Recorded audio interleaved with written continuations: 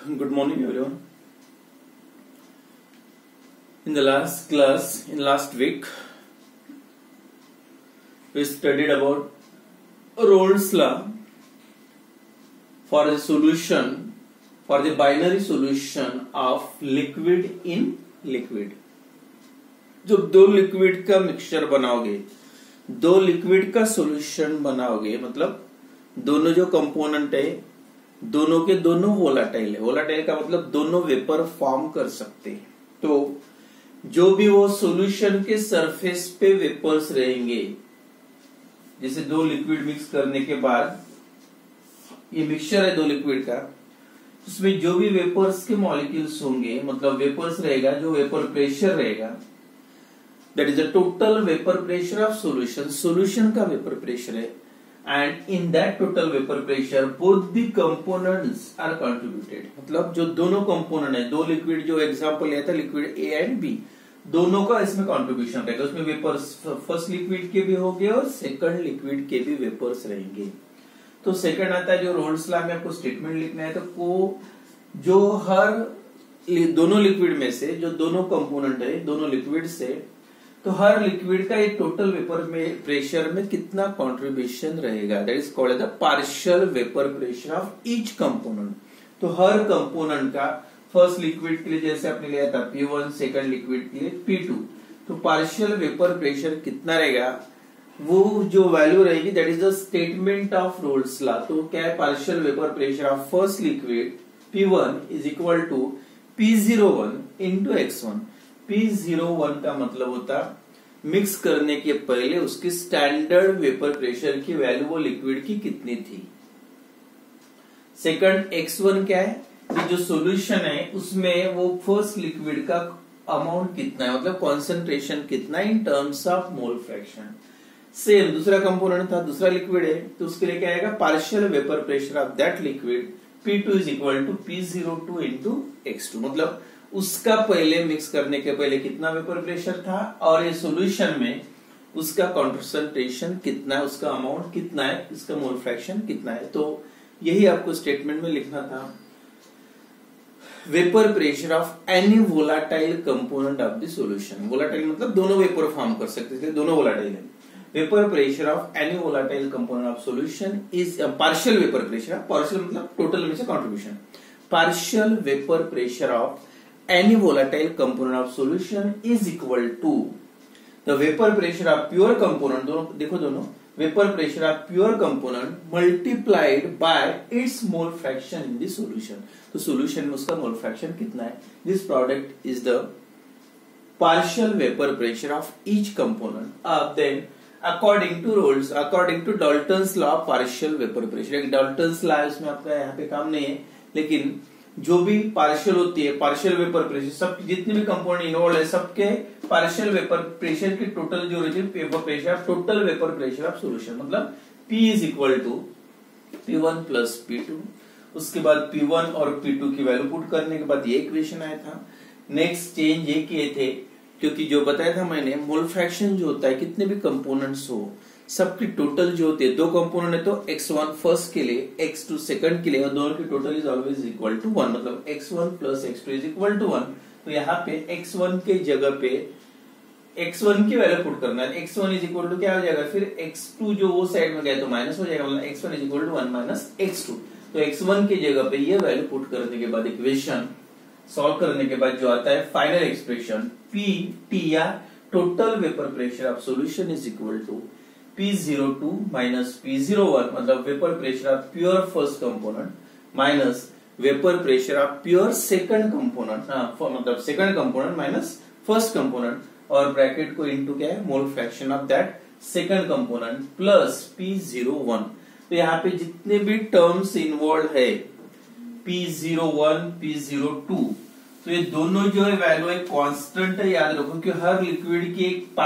Pure component की, मतलब mix करने के पहले का, उसकी जो वैल्यू होती है ऑलवेज फिक्स्ड होती है, वो वैल्यू कभी चेंज नहीं होती, कांस्टेंट होती है। तो आप बोल सकते हैं इक्वेशन में, मतलब P02, P01 ये सभी कांस्टेंट है, तो अगर कांस्टेंट से मल्टीप्लाई करोगे तो इक्वेशन ऐसा आएगा, total vapour pressure of solution that is constant, कोई भी कांस्टेंट ले लो, इनटू X2 बोल सकते हैं। तो देयरफॉर प्लस है x2 प्लस p1, मतलब therefore this the equation of straight line. ये जो इक्वेशन आता है ग्राफिकली आप निकालोगे तो मैथ्स कॉन्सेप्ट है थोड़ा सा,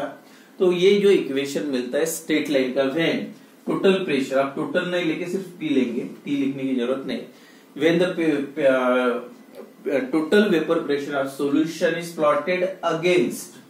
versus mole fraction of solute, solute नहीं, mole fraction of second component, तो straight line is obtained. The similar straight line is also obtained by plotting P1 versus X1 and P2 versus X2. ये तीनों जो graph का nature है important है थोड़ा सा, यहाँ पे ग्राफ समझ गए तो बाकी कुछ मैंने सीधा सीधा है। तो ग्राफिकल रिप्रेजेंटेशन, पहले जो ग्राफ मिलेगा P versus X2, P1 versus X1 and P2 versus X2, ये जो ग्राफ समझ लो, है कुछ भी नहीं उसमें, बहुत ही इजी ग्राफ है। देखो यहाँ पे किसमें प्लॉट करना है, वेपर प्रेशर, मतलब vapour pressure of solution P against the mole fraction of second component X2। अब यहाँ पे थोड़ा सा याद रखो, यहां से स्टार्ट करोगे x2 मतलब मोल फ्रैक्शन सेकंड कंपोनेंट का, कितना स्टार्ट करोगे जनरली आप 0 से sir, x2 is equal to पहली वैल्यू कितनी थी 0, और पूरा का कितने हो सकते मैक्सिमम, कोई भी कंपोनेंट की मोल फ्रैक्शन की वैल्यू 1, और 1 का मतलब होता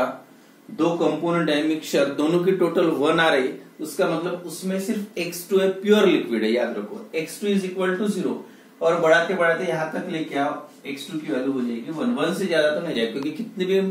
कंपोनेंट्स इन्वॉल्व हो सबकी मोल फ्रैक्शन की वैल्यू ऑलवेज कितनी होती है 1। तो x2 इज इक्वल टू 0, तो ज्यादा से ज्यादा x2 की वैल्यू कितनी हो सकती 1, मतलब उसमें टोटल x2 की वैल्यू 1 आ रही, मतलब x1 की वैल्यू 0 है तभी 1 आएगी, क्योंकि x1 plus x2 is always equal to कितना होता है 1। अब x2 की वैल्यू 1 आ रही है, तो ये कब आएगी x2 की वैल्यू 1, ये जब 0 रहेगी, तो इसका मतलब यहाँ पे ये बोल सकते हैं this the pure second component, उसमें सोल्यूट है ही नहीं, ठीक है। अब यही अगर इन terms of second first component का लेंगे, अब यहाँ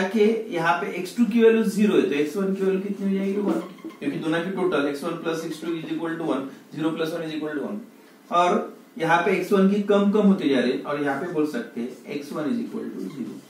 और बीच में कहीं पे भी ले हुए तो टोटल जो है दोनों की 1 नहीं आएगी, 1 से कम ही रहेगी, x1 पर टोटल कितने आएगी, जैसे इसकी यहाँ पे इसकी 0.2 है, तो इसके ऊपर कितने होना चाहिए 0.8, टोटल 1, यहाँ पे इसकी 0.8 है, तो इसकी कितनी होना चाहिए 0.2, मतलब total is always is equal to 1। तो ऑब्वियस है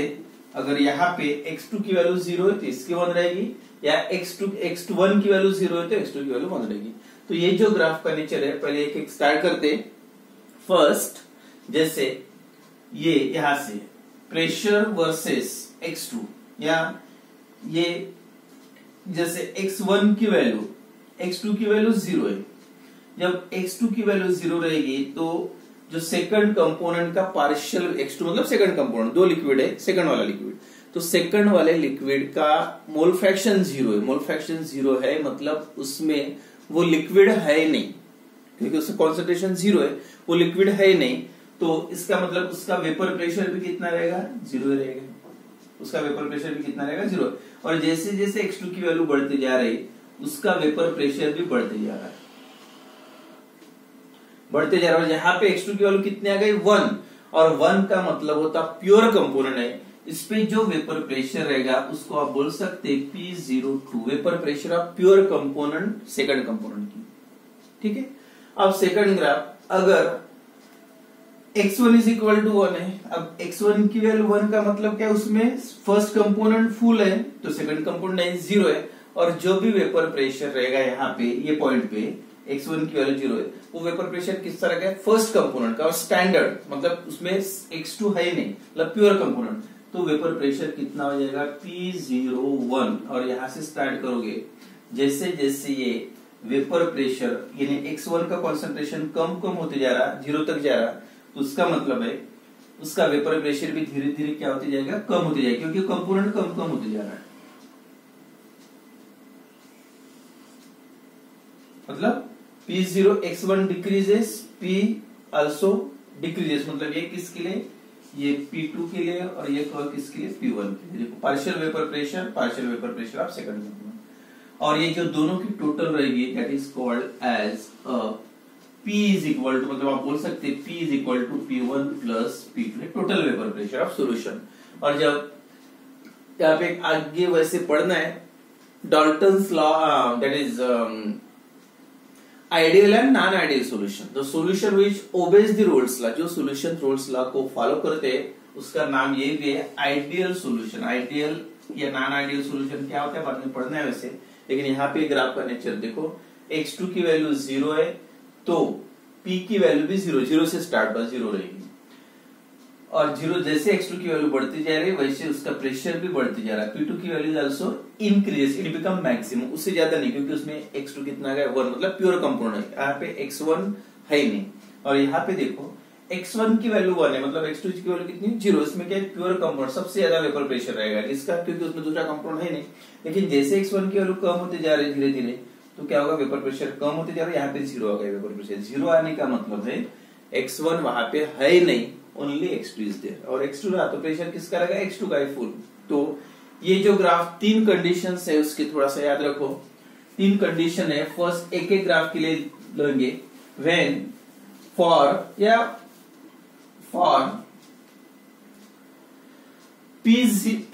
P वर्सेस, मतलब vapour pressure of solution, total vapour pressure solution का P वर्सेस x2 का ग्राफ देखो, vapour pressure versus P versus x2। तो यहाँ पे ले सकते हैं जब P की वैल्यू कितनी है, P की वैल्यू सपोज P01 है, तब x2 की वैल्यू कितनी है 0 है। P is equal to P01 कब, eight x2 is equal to 0। समझ में आ गया, x2 इज इक्वल टू 0 क्यों, जब x2 की वैल्यू 0 है तो P यानी x2 0 है, मतलब x1 की वैल्यू 1 है, टोटल 1 आना चाहिए। अब x1 1 है तो जो भी वेपर प्रेशर रहेगा प्योर लिक्विड, उसमें x2 है नहीं, मतलब सेकंड सॉल्यूशन है नहीं, सेकंड लिक्विड नहीं, तो तब प्रेशर कितना रहेगा maximum, that is P0। And second point, when P is equal to P02, तब x2 की वैल्यू कितनी रहेगी, P02 मतलब x2 is equal to 1, then at x2 is equal to 1, x2 1 है, और x2 1 का मतलब एक ही लिक्विड है, कौन सा, सेकंड वाला लिक्विड, और इसके वजह से जो प्रेशर रहेगा वो किसका रहेगा, x2 का, मतलब P02। Second condition, P1 versus x1। अब देखो ये P1 वर्सेस x1, अब x1 की वैल्यू यहाँ पे कितनी है 1 है, 1 से धीरे धीरे क्या होती जा रही है, कम होती जा रही है, 1 to 0। उसका मतलब क्या होगा, P1 वर्सेस, ये ग्राफ P1 वर्सेस x1, तो x1 की वैल्यू मतलब x1 की वैल्यू 1 है, तब P1 की वैल्यू कितनी रहेगी, P1 is equal to P01, P1 की वैल्यू P01 प्रेशर की, कब, जब x1 is equal to 1। And second part, P1 is equal to 0 कब रहेगा, P1 is equal to 0 eight कब, x1 इज इक्वल टू 0, जब x1 की वैल्यू 0 रहेगी तो उसकी वजह से जो प्रेशर रहेगा उसका पार्शियल प्रेशर भी 0 रहेगा। जब x1 की वैल्यू 1 है तो प्रेशर की वैल्यू कितनी रहेगी, हाईएस्ट प्रेशर स्टैंडर्ड पे। और तीसरी condition same, P2 versus x2। अब x2 वर्सेस P2 देखो, जब P2 की वैल्यू कितनी है 0 है, कब, eight x2 is equal to 0, अब x2 है नहीं तो P2 की वैल्यू भी कितनी रहेगी 0, और यहाँ पे देखो P2 इज इक्वल टू कितना है P02, कब, x2 is equal to 1, and P2 is equal to P02 eight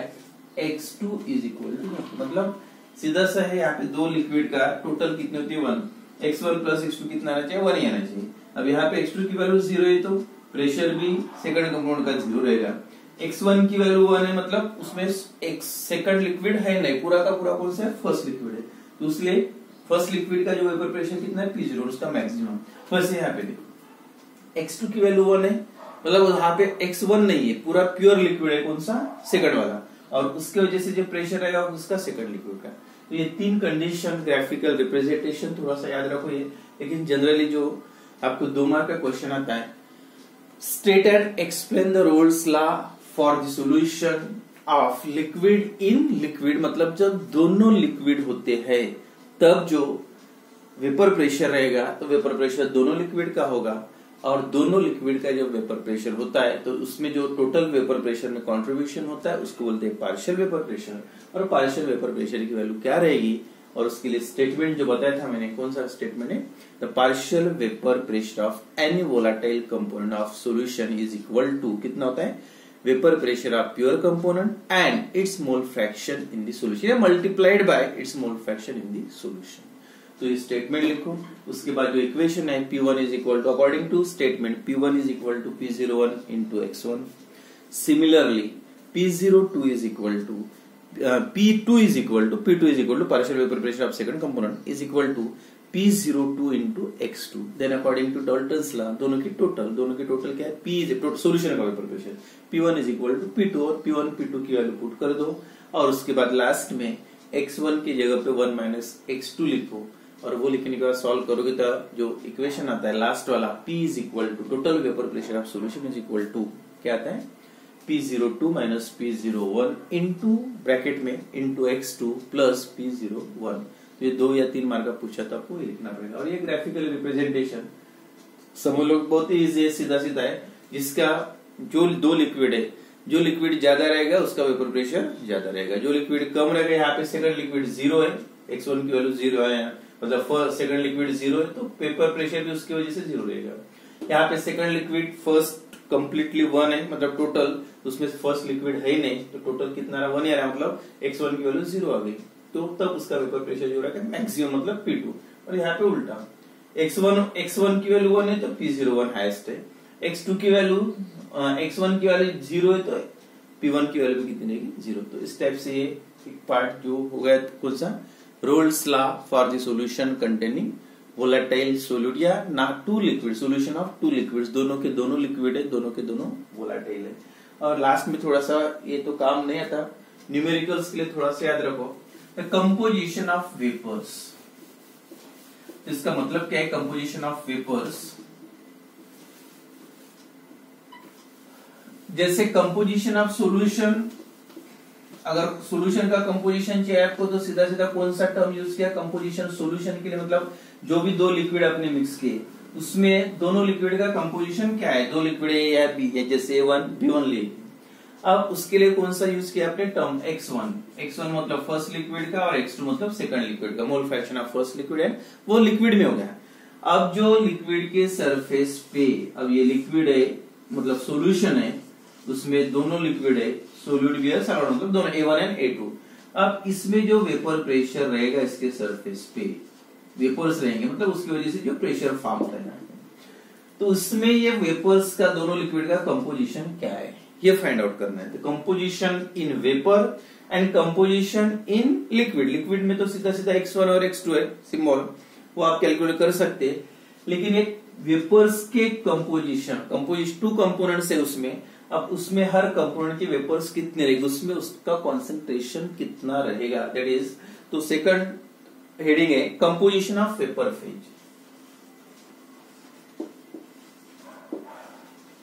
composition of, ये सिर्फ आपको प्रॉब्लम्स के लिए काम आएगा, वेपर फेज, ये जो वेपर फेज है उसमें हर कंपोनेंट का कंपोजिशन कितना अमाउंट है, तो इफ या composition of vapors,